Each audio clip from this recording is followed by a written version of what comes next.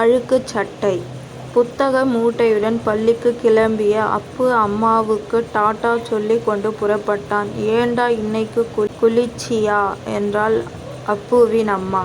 நேரமாச்சும்மா, நாளைக்கு குளிக்கின்றேன் என்று சொல்லிவிட்டு ஓடினான். அப்பு 5வது படித்துக் கொண்டிருந்தான். வகுப்பில் அவன்தான் முதல் மாணவன். அப்புவின் அம்மாவிற்கு பெருமையாக இருந்தது.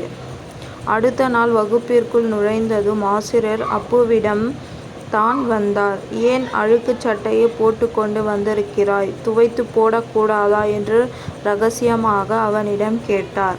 மறந்துட்டேன் சார், சமாதானம் சொன்னான் அப்பு. படிப்பில் கெட்டிக்காரனாக விளங்கிய அப்பு ஏனோ தன்னை சுத்தமாக வைத்துக் கொள்வதில் அக்கறை காட்டவில்லை. பல நாட்கள் அப்பு பல் விளக்காமலே கூட பள்ளிக்கு போயிருக்கின்றான்.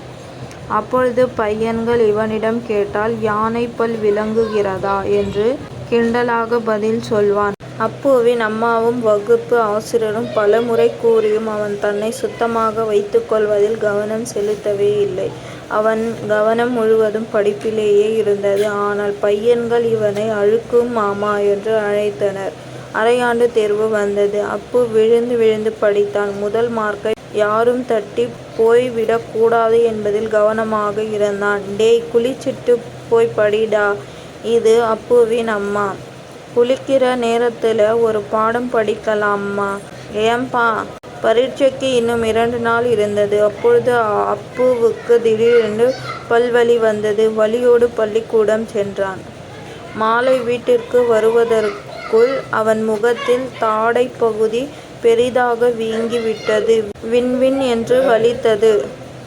உடம்பு அனலாக கொதித்தது. அப்புவின் அம்மாவும் அப்பாவும் கை வைத்தியமாக ஏதோ செய்தார்கள். எதுவும் சரிபடவில்லை. விடிந்தால் அரையாண்டு தேர்வு. அப்பு புலம்பிக் கொண்டே இருந்தான். அவனால் வலியை தாங்க முடியவில்லை. ஆசிரியர் அவனை மதுரை அரசு மருத்துவமனைக்கு அழைத்துச் செல்லும்படி கூறினார். அடுத்த நாள் மதுரையில் அப்புவுக்கு சிகிச்சை அளிக்கப்பட்டது. பல்வலிக்கு காரணமாக இருந்த சொத்தைப்பல்லை உடனடியாக எடுக்கவில்லை என்றால் உயிருக்கே ஆபத்து என்றார் டாக்டர். அப்பு அரையாண்டு தேர்வுக்கு போக முடியவில்லையே என்று அழுது கொண்டிருந்தான். தினந்தோறும் பற்களை சுத்தம் செய்தால் இப்படிப்பட்ட பிரச்சனையெல்லாம் வரவே வராது என்றார் டாக்டர்.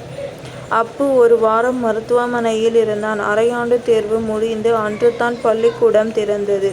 அன்று வகுப்பில் ரேங்க் கார்டு கொடுக்கப்பட்டது. முதல் மார்க் ரங்கராஜன் என்று ஆசிரியர் பெயரை படித்தபோது அப்பு தேம்பி அழுதான். ஆசிரியர் அவனை சமாதானப்படுத்தினார்.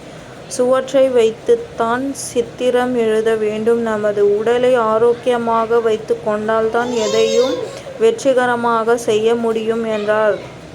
அப்பு மௌனமாக இருந்தான். அடுத்த நாள் அவன் பள்ளிக்கு பள்ளி என்று வந்தான்.